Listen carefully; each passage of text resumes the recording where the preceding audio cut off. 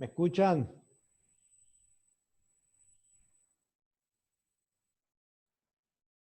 Ok, bueno, ahí ya encontré la función para silenciar a todos. Espero que sea efectivo. Bueno, pregunto antes de continuar. Eh, Esto de dar clases a través de videoconferencia con muchos alumnos tiene un problema, sobre todo cuando uno comparte pantalla porque no sabe hasta qué punto se está entendiendo todo lo que uno está diciendo. Pregunto, ¿se entendió todo lo que estábamos hablando de las disquisiciones de John Searle y todo eso? Lo de Brunner, pregunto, lo de Brunner, ¿se entendió la crítica de Brunner?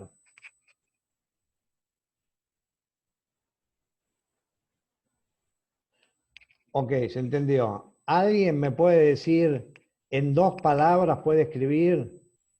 A ver, me dice, no, yo no, si lo puedo repetir, sí. Lo de Brunner sí. Bueno, ahora lo de Searle lo repito. Pregunto, lo de Brunner, en 2 palabras, perdón, no cree en ningún tipo de inconsciente, me dice Carla. ¿Quién? ¿Searle? Esperen, paren un poco, porque si no, profesor, una alumna pide permiso para entrar, se llama Salomé. Sí, bueno, yo tendría que ver que es configurado que ahora entren todo directamente. Bueno, ahí yo le di entrada. Admitir todo, claro, porque van entrando de a poco. Bueno, si el parte del, perdón, si, de carecer lo social y lo cultural en el estudio como objeto de tal y el significado. Brunner, perfecto. O sea, lo de Brunner, perfecto. Es decir, Brunner dice, y nos olvidamos de que el hombre es un buscador activo de significado y nosotros insistimos en hablar de los cómputos, y de los outputs, del input, todo eso. Nos olvidamos del mundo social y de que somos buscadores de significado. Searle no cree en ningún tipo de inconsciente. Es una buena pregunta. Sí, yo diría que Searle le parece abusiva la idea del inconsciente y ahora yo voy a explicar por qué. Eh, en este caso estamos hablando de la que no la que está cuestionando es la del inconsciente computacional, pero tampoco le convence la del inconsciente freudiano. Ahora te voy a decir por qué. Lo de Searle, su crítica está en el PowerPoint. Eh, unas, unas sí, las otras lo voy a agregar ahora, pero están todas en el texto. Las tres críticas están en el texto. Ahora la vamos a ordenar un poco. Bueno, vamos a seguir entonces voy a ver si puedo compartir la pantalla y seguimos con lo deseable.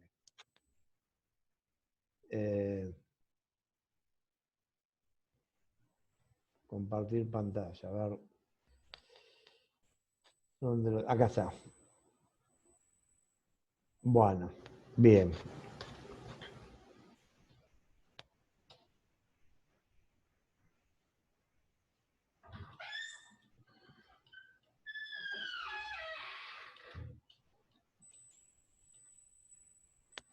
Miren, les voy a mostrar algo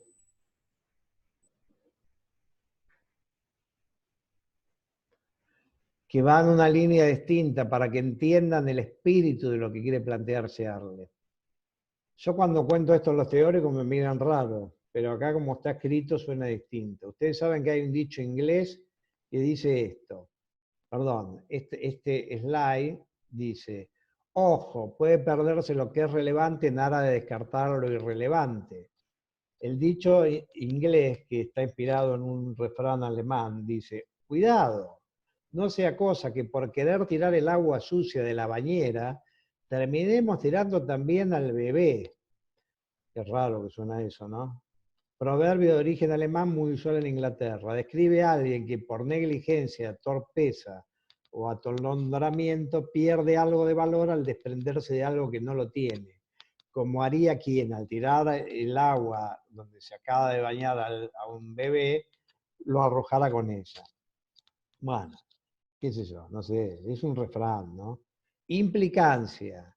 El conductismo, al haber querido eliminar el subjetivismo en la introspección, que sería el agua sucia, la introspección es el subjetivismo, me hace ruido porque yo quiero ser científico, de acuerdo a esa perspectiva, terminó eliminando la mente misma como objeto, que sería como que tiró al bebé mismo. Insisto, esto es una comparación, es una metáfora. Lo que quiero decir es que en realidad estudió donde era más fácil estudiar y no se dio cuenta que estaba perdiendo el objeto de estudio. Nosotros queremos estudiar la mente humana. Los críticos del cognitivismo le objetan al cognitivismo lo mismo. O sea, Searle le objeta lo mismo. Recuperaron la mente pero no la conciencia. Lo que dice Searle es que los cognitivistas me hacen una engaña pichanga para, no, para seguir sin reconocer lo que tienen que reconocer. Que la conciencia es algo relevante y que sin conciencia no hay mente. Ese es el punto. Sería como si hubieran ido a buscar el bebé, pero en lugar de traerlo realmente hubieran traído su foto. Bueno, esto es algo que dije yo. Y les voy a leer otro y después vamos de nuevo a hacerle. Les voy a leer otro. A veces aprendemos con los conceptos, a veces aprendemos estudiando, a veces reflexionando, a veces no aprendemos. No, ustedes creo que andan bastante bien, pero a veces las historias nos ilustran algo de los conceptos. Bueno, entonces, este no sé si lo conocen. Esta es una historia de alguien que está buscando algo, es un señor borracho, en alto estado de ebriedad, que está buscando algo debajo de un farol. Bueno, entonces alguien se acerca y le dice, pero ¿qué haces acá? No, estoy buscando unas llaves que se me perdieron. ¿Pero qué, las perdiste acá? Y dice, no, las perdí allá. ¿Pero por qué las buscas acá? Y porque acá hay luz. Bueno, esa es una historia sufí, creo que es. Y también tiene su implicancia. ¿Cuál es la implicancia? Ojo que a veces uno busca donde es más fácil y no donde debe buscar. Implicancia. El conductismo habría decidido buscar donde parece más fácil, la conducta, que es donde está la luz, donde hay luz, la luz del objetivismo. El problema es que lo que aparece como más difícil, que es estudiar la mente, donde imperaría la oscuridad, qué sé yo, de lo que estamos hablando, es justamente lo que se quería buscar. Parece la crónica de un extraño extravío. Los críticos del cognitivismo le objetan lo mismo al cognitivismo. El estudio de las computaciones inconscientes puede ser una buena excusa para haber olvidado estudiar la mente consciente. Entonces acá el problema es el siguiente, que una cosa es adherir a la mente, a la teoría, a la metáfora de la mente ordenador, y otra cosa es tomársela en serio. Si yo literalmente, cuando soy terapeuta, por ejemplo, y va un paciente a la consulta, y yo, más allá de que sea psicoanalista, cognitivista, cognitivo-conductual o lo que sea, y tengo un background común que es el que soy un ser humano y entiendo de lo humano, bueno, primero por ser humano y segundo porque aprendí cosas en la facultad que me permiten sistematizar esos saberes. Pero si yo creo que es un conjunto de computaciones, es como que hay algo raro ahí. Bueno, y yo diría más, obviamente las computaciones quizás existan. Ahora, si el precio que tenemos que pagar para asumir que existen esas computaciones es que la conciencia, que es lo que a nosotros efectivamente nos pasa, y donde nos pasa no es relevante, bueno, entonces hay un problema. Entonces, sigamos con lo de John Searle. Bueno, eh, perdón, estábamos acá. Entonces decíamos, bueno, entonces la anécdota era, bueno, ¿y este por qué votó por Macri? Y porque creyó que Macri, no sé, lo iba a favorecer porque no sé, esto y lo, no importa, ya sabemos lo que piensan quienes votaron a Macri en general, es porque pensaban que iba a hacer tal cosa que a ellos les parecía buena por X, Y o Z motivos. Y los que votaron a Alberto Fernández, no, otro tanto. Ahora, si yo en vez de dar la explicación de esa que daría un analista político cuando hablamos de política, dijera, y es porque, mira, tengo acá la radiografía, la tomografía, la iconografía de la estructura, de la imagen del cerebro de este y del otro, uno diría, ah, qué bárbaro, cómo avanza la ciencia, pero viendo esa imagen uno no entendería lo que le pasa a esa persona. Entonces Searle dice lo siguiente, y para mí es muy sabio. Entonces acá parece que tenemos dos tipos de explicación. Tenemos la explicación del sentido común, que es la que invoca categorías mentales o causas mentales de la conducta, que tiene una virtud, que es explicativa, pero tiene un problema, que parece que no es científica, porque le faltan ciertos rigores de las objetividades científicas. Pero en contraposición tenemos otra explicación, que es la explicación de la neurofisiología, de la neurociencia, digamos, que tiene una virtud, que es científica, pero tiene un problema, que no es explicativa. Porque si me dicen que votó por quien votó, o está enamorado de quien está enamorado por la constelación de sus neuronas, la verdad que yo siento que hay algo que no termino de comprender. Entonces, ¿qué dice Searle? Y yo estoy de acuerdo. No sé si decir que soy sirleano, pero estoy muy de acuerdo con eso. Searle lo que dice es que a veces cuando uno tiene dos abismos, o dos términos, o dos cosas, o dos inconmensurabilidades, como materia y espíritu, mente y cuerpo, cerebro y conciencia, y que no puede entender cómo enganchan, tiene la tentación de pensar que hay un ensamblador. O sea, si entre A y Z, que son los extremos de un abismo, no puedo entender el nexo, entonces invento, no sé, la M que anda por el medio y creo que de alguna manera las engancha. Entonces, Searle dice, estos cognitivistas lo que han hecho, inventaron esto de la mente computacional y entonces me dicen que con eso me resolvieron el problema. Bueno, y entonces acá aparece otro científico, filósofo, más que científico filósofo, que es Ray Schackendorf, que dice, bueno, pero acá tenemos una complicación inesperada.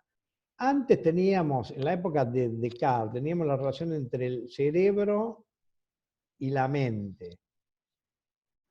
Voy a dar un ejemplo de una película que yo vi hace algunos años, algunos la conocerán, se llamaba Un milagro para Lorenzo.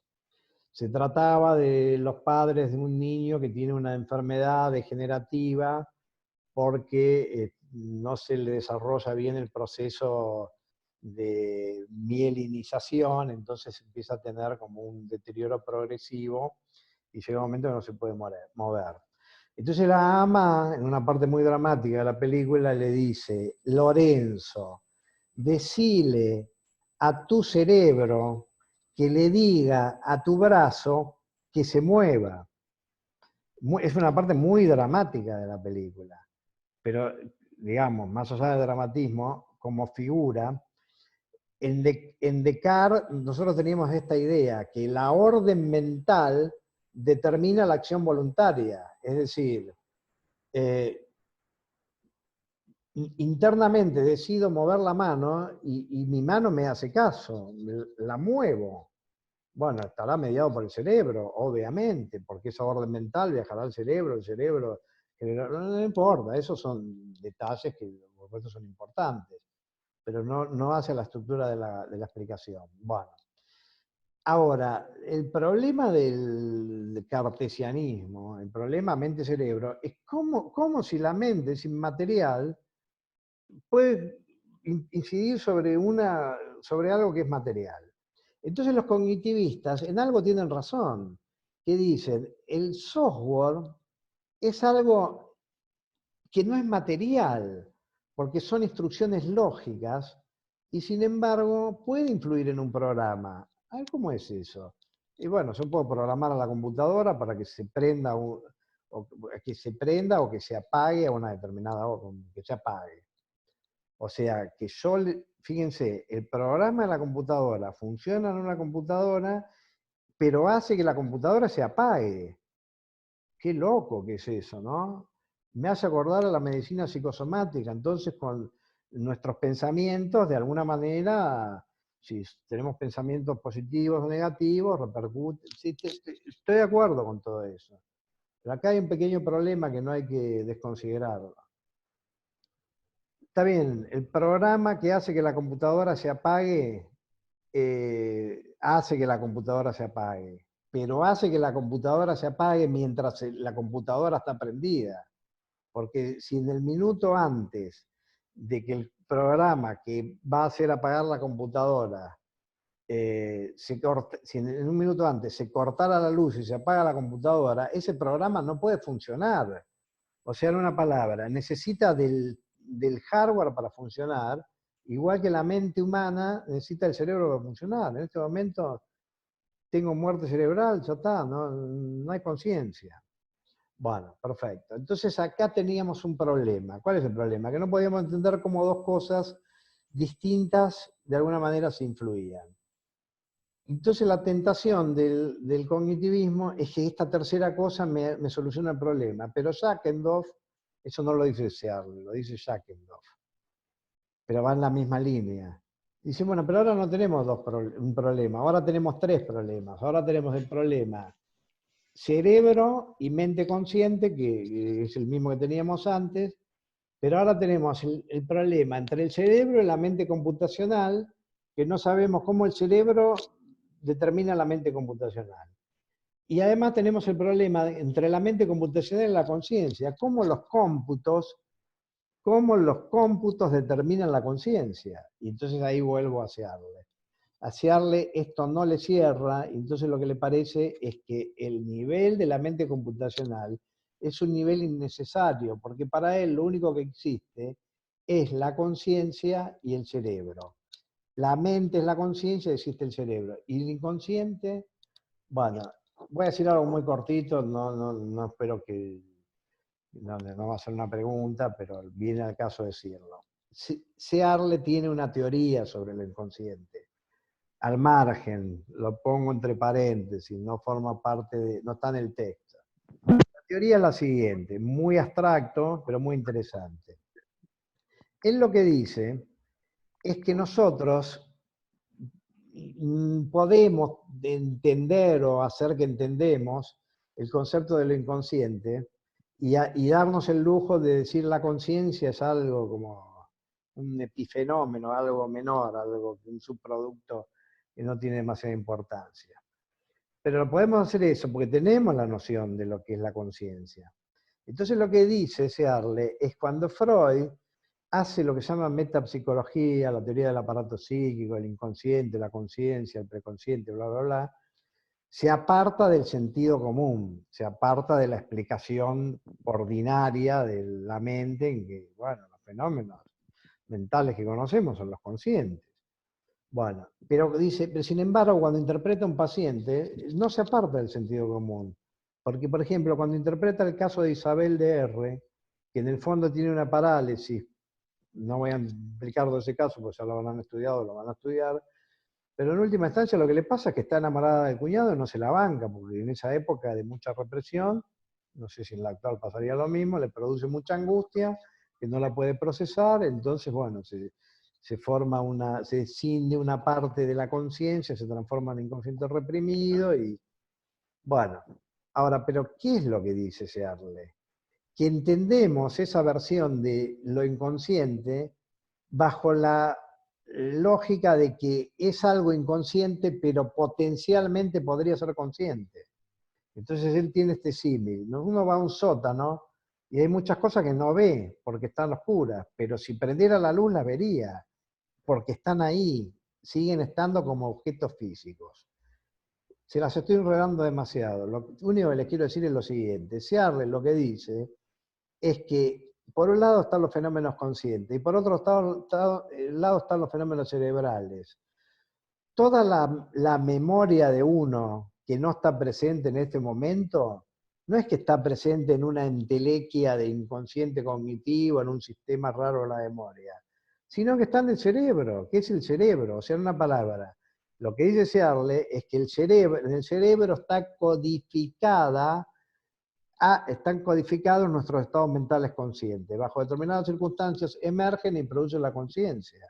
Pero no es que hay un nivel intermedio que es mental, pero no es consciente. Entonces, para Searle, carece de significado, es decir, que algo es mental, y a la vez, pero que no es consciente. Y acá hago una aclaración terminológica. Una cosa es decir que algo es inconsciente y otra cosa es decir que algo es aconsciente. Podemos decir que, bueno, que hay veces que actuamos inconscientemente porque nuestro inconsciente no determina y tiene sentido eso. Ahora, decir que nuestra heladera actúa por un mecanismo inconsciente, es raro eso. Bueno, entonces ahí diríamos, no, lo que pasa es que la heladera es un sistema aconsciente. Es un sistema en donde hay mecanismos que no tienen nada que ver con la conciencia, que simplemente funcionan mecánicamente. Bueno, listo. Espero que se haya entendido la idea. Bueno, vamos al punto. Acá voy a leer lo que dice, que creo que es lo que me parece que es relevante, ¿no? Lo relevante es la postulación de un nivel inconsciente computacional subyacente en la mente computacional, subyacente a la conciencia, no está exenta de dificultades, algunas muy claramente expresadas por John Searle bajo el capítulo sobre la crítica de la razón cognitiva, de manera más específica. Al margen de los problemas de interacción que habría entre los diferentes niveles, Searle considera innecesaria la postulación de un nivel computacional. Conforme a este autor, solo existen los estados conscientes y los estados cerebrales. El carácter mental de lo que se postula como mente inconsciente solo adquiere significado cuando se lo concibe como potencialmente consciente. Les dejo una frase que yo escribí en un texto del año 93. Me imaginé. Imaginar lo que se imaginaba Freud cuando pensaba sobre la mente humana. Imaginar que los estados mentales latentes no están meramente almacenados, sino que continúan siendo mentales mientras permanecen en tal estado. O imaginar el hipotético momento en que los estados latentes brotan de la sustancia neuronal, luego de haber estado codificado en esta, de haber perdido temporariamente su cualidad mental. Bueno, son medio crípticas esta frase, pero lo que yo quiero decir es, a ver, ¿qué me imagino yo? Todo lo que sé y está en mi memoria, pero no estoy pensando, ¿está en alguna entelequia que llamamos mente computacional o simplemente está en el cerebro?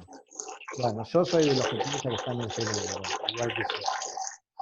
Y no, con esto no quiero decir que la psicología no sea importante. Pero yo creo que ahí la psicología cognitiva me parece que hace un abuso de, confunde lo que se llama el mapa con, hay una analogía que dice, no hay que confundir el mapa con el territorio. El mapa es un sistema que nos permite ordenar el campo. Ahora el campo es el campo. Entonces ahora cuando yo creo que el mapa es la realidad, cuando en realidad es un mapa, cometo un error. Bueno, no tienen por qué estar de acuerdo conmigo, pueden no estar de acuerdo. Bueno, vamos a cambiar la pantalla.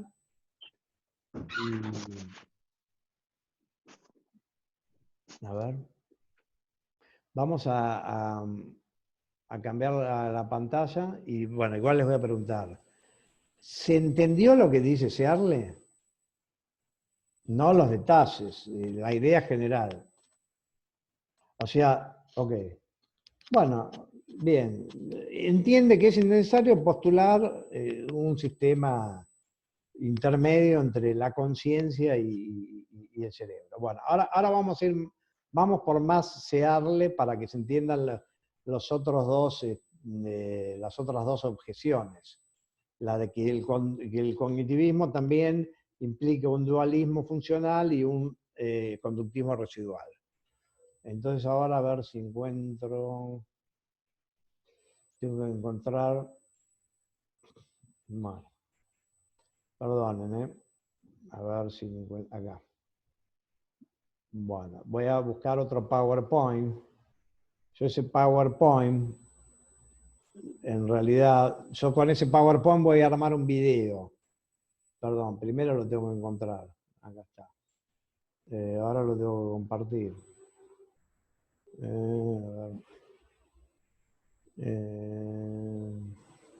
Vale. Ah, creo que es este. No, esta introducción a la psicología cognitiva. Bueno, si no lo encuentro, por supuesto, vamos a hacer una cosa, vamos a cerrar los otros. A ver si voy a cerrar este también. A ver, bueno, debería poder encontrarlo. Bueno, estos son algunos problemas. A ver, presentación de PowerPoint, introducción, psicología general. Bueno, no sé por qué no me aparece.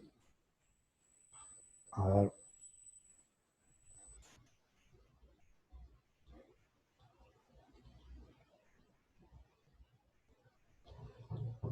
Perdón, vamos a intentarlo de nuevo. Acá, ahí está. Listo. Bueno, ahí tenemos a tres, digamos, científicos y filósofos. En realidad tenemos a un psicólogo, Jerome Brunner, acá tenemos a Brunner.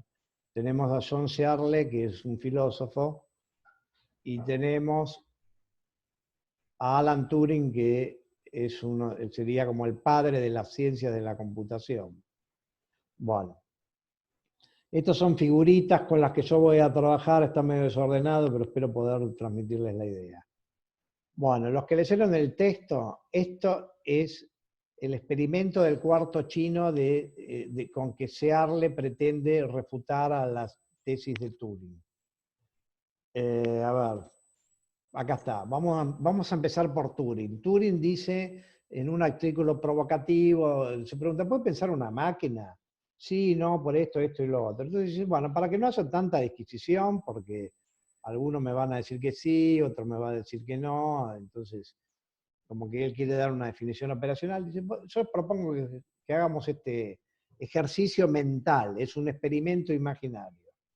Entonces acá tenemos diferentes gráficos que muestran esto. Entonces esto está basado en un juego de salón, en un juego que uno juega en reuniones, se llama el juego de imitación. ¿En qué consiste? Hay un hombre y una mujer y un tercero que es el que juega, el observador. Entonces el hombre se va a una habitación, la mujer se va a otra habitación, y el hombre le hace preguntas con un papelito por abajo de la puerta, y entonces cada uno le responde. La función del hombre es, bueno, hacer que el observador acierte que él es el hombre. Y la de la mujer es hacerlo confundir al observador, y entonces la mujer responde como si fuera un hombre. Entonces, ese es el juego de imitaciones. Bueno, ¿qué le pregunta? ¿Qué le preguntarían a una mujer para que sepamos que es una mujer y no que se está haciendo pasar por un hombre o viceversa? Bueno, Turing toma esa estructura y dice, bueno, ahora, ¿qué pasaría si en lugar de un hombre o una mujer juega un computador, el observador tiene que jugar contra un computador, contra una computadora y contra un humano? Entonces, de un lado de la habitación, o sea, en una terminal hay una computadora, en otra terminal hay un humano. Yo tengo que adivinar cuál es la inteligencia natural y cuál es la artificial. Bueno, no hay ninguna máquina que pase el test de Turing. Ahora, en algunos dominios, las máquinas andan mejor que los humanos, como por ejemplo en el ajedrez y muchos juegos, y cada vez hay más cosas que hacen mejor. Bueno, no nos metamos en esa disquisición, porque esto es, digamos, para explicar lo deseable. Bueno, bien. Entonces ahora vamos a el concepto de conductismo residual. O sea, Searle dice que en el cognitivismo hay un conductismo residual. Bueno, esto se va a terminar en 10 minutos, entonces igual me vuelvo a enganchar unos 15 minutos más para hacer el cierre. Bueno, esto es lo que se llama el experimento de la habitación china. Entonces, en cualquiera de estas imágenes, lo que vemos es, acá estaría, este sería Searle, el de la izquierda, dibujo a la izquierda, dice, hay como una especie de entrada que dice input, parece como si fuera una canilla, en otra dice output y en otra dice libro de reglas. Bueno, acá lo mismo y fíjense que dice output y hay como garabatos chinos. Bueno, acá lo mismo, nuevo con garabatos chinos, acá se ve, hay una, son todas diferentes figuritas, pero dicen lo mismo. Ahora fíjense esta última de acá abajo, a la derecha, en donde hay alguien que está ingresando algo y hay alguien que está viendo salir algo. No les cuento toda la historia porque es medio complicada, pero la idea es que en el input lo que ingresan son historias escritas en ideogramas chinos y preguntas, es como que le dan la lección y le dan las preguntas sobre las historias. Bueno, y él tiene un libro de reglas, el que está ahí en la habitación, Searle, en donde le dicen, este garabato lo tenés que combinar con este, el que tiene el cuernito para arriba, el piquito para abajo, el que tiene el yo qué sé. Entonces él hace ese laburo chino, digamos. Y cuando termina lo da por la puerta de salida. Bueno, ahora resulta que los que están afuera, estos dos que están ahí como hablando, este señor y esa mujer, lo que dicen que el que está adentro entiende las historias entiende chino, porque le preguntan, en el input hay historias en chino y pregunta sobre esas historias, que es como para ver si él las comprendió, y como él sigue el libro de reglas y da las respuestas apropiadas, estos que están afuera dicen, el que está dentro comprende el chino. El que está entonces lo que dicen es, la mente humana es eso, es procesar, hacer los procesamientos necesarios para transformar los inputs en output. Ahora Searle lo que nos invita es a identificarnos con el que está adentro. Dice, yo estoy adentro, y créanme que no me enteré de nada, no sé de qué estamos hablando, como quizás en esta clase, ¿no? Estamos hablando de chino, no sé, yo no me enteré de nada. Entonces, eso es interesante, porque lo que nos plantea es el punto de vista del observador interno en primera persona, el de la introspección que lo perdimos en el camino, versus el observador externo. Entonces lo que dice Searle es que el cognitivismo es engaña pichanga, porque al final es conductismo disfrazado, porque me dice que todo lo que yo puedo decir respecto de lo que hay adentro, del constructo hipotético y demás, es solo a condición de que se dé ciertos inputs y se den ciertos outputs. Pero eso, se los digo así literalmente, significa que está prohibido que el sujeto hable, porque cuando el sujeto habla se supone que introspecciona, y si introspecciona no me sirve. Y eso, perdónenme, lo voy a decir con crudeza, me parece una gran locura, de la que muchos psicólogos contemporáneos han caído prisioneros. Esta, por supuesto, es mi opinión, que no tienen por qué estar de acuerdo. A mí me ha pasado de estar en determinados ámbitos científicos, yo llegué a la conclusión, pero con este tema del cognitivismo me lo tomé tan en serio y que tengo que hacer un instrumento objetivo de no sé qué, porque si le pregunto al sujeto y el sujeto introspecciona y la introspección no sé qué cosa, llegamos a la locura de que el sujeto tiene la palabra prohibida.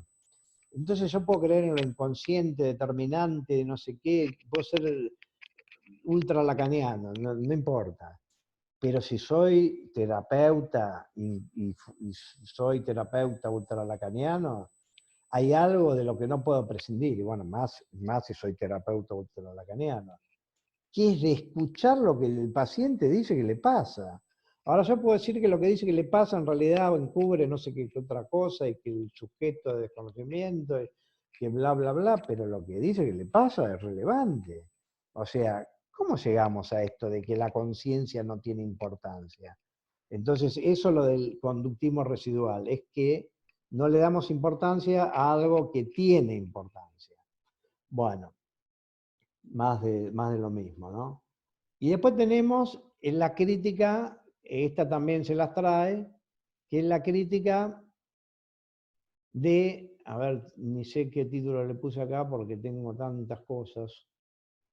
Yo creo que esta videoconferencia, como está mal configurada, salió peor que la otra, porque me parece que hay algunos que entraron más tarde, bueno, no sé, ya mejoraremos, pero les pido disculpas a todos, ¿no?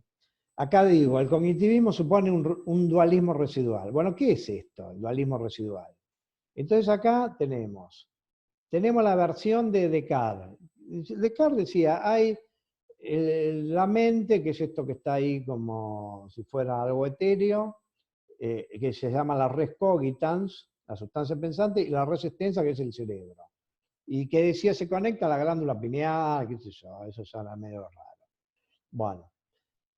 Pero los científicos decían, bueno, qué sé yo, esto es dualista, que la mente por un lado, el cuerpo por el otro. Ojo que una crítica injusta de Descartes, él nunca dijo que están separados, dijo que están misteriosamente unidos y que no sabe cómo. Pero bueno, digamos que son dos esencias o sustancias diferentes. Bueno, ahora tenemos versión contemporánea de eso. Versión contemporánea es Hilary Putnam, es un autor que fue importante en la historia de la psicología cognitiva, pero planteó un experimento imaginario que se llama el experimento imaginario del cerebro en una cubeta. Entonces, yo ahora estoy dando la clase, pero imagínense que en algún momento algún científico loco del estilo Frankenstein hubiese, esto parece la Matrix, ¿no? Tiene esa lógica. Me hubiese hecho una operación extraña en donde sacó mi cerebro y que los axones son como de esos espaguetis que vieron que nunca se... O la pizza, cuando uno come pizza, que el queso parece que fuera infinito. Bueno, entonces me sacó el cerebro, es decir, me estiró el cerebro. En realidad mi cerebro no está acá en Buenos Aires, está en, no sé, en Moscú. Está en una cubeta en Moscú. Ahora lo que sí, que tomó la precaución de que las conexiones, los hilos que vinculan, digamos, los nervios que vinculan mi cuerpo, que está acá, con ese cerebro, bueno, están conectados. Entonces la pregunta es, ¿dónde estoy yo? ¿Estoy acá o estoy en Moscú? El doctor Manes, cuando le pregunta a Mirda, debería decir que estoy en Moscú, porque si ahí donde está mi cerebro. ¿O estoy acá? ¿Dónde estoy? Bueno, pregunta de filósofos, ¿no? Bueno, voy a mostrar otra que esta no sé, a algunos les va a gustar y a algunos no sé si les va a gustar, pero yo se las cuento igual. No sé si alguno de ustedes ha escuchado hablar del mind out louding o trasvasamiento de mente. ¿Será, esto lo habrán visto en alguna película de ciencia ficción, hay una de Schwarzenegger con un gemelo, no me acuerdo. Bueno, ¿sería posible realizar un mind out louding o trasvasamiento de mente? Ojo que esto no joda, ¿eh? Hay algunos filósofos de una corriente que se llama transhumanismo que dicen que esto va a ocurrir y que en algún momento va a ocurrir. ¿Qué es eso? Que así como yo tengo una máquina por un lado y después tengo otra máquina y quiero sacar la información de una máquina, la guardo en un CD y lo cargo en la otra máquina, entonces con la mente se podría en teoría hacer algo lo mismo, algo similar. Entonces yo descargo mi mente en un soporte externo y después la vuelvo a conectar. No sé si después les voy a preguntar qué opinan de estas cosas raras, ¿no? Bueno, tenemos más, ¿no? Podríamos seguir, tener una existencia digital y vivir en Internet, qué sé yo, cosas raras, ¿no? Bueno, bien. Acá, esto es un trabajo que yo presenté hace unos años que se llamaba Cuerpo sin mente sin cuerpo. Entonces vieron que se hablaba de la criogenia, que en la época de Walt Disney, cuando yo era chico, decía que Walt Disney se congeló, se preservó, para esperando que cuando la tecnología avance, lo vuelvan a revivir y bla, bla, bla. Después decían que era un mito, bueno. Entonces fíjense, acá la idea sería la siguiente. Una persona hace un trasvasamiento de su mente, suponiendo que se pudiera hacer, y entonces hace un mind unloading, o sea, como baja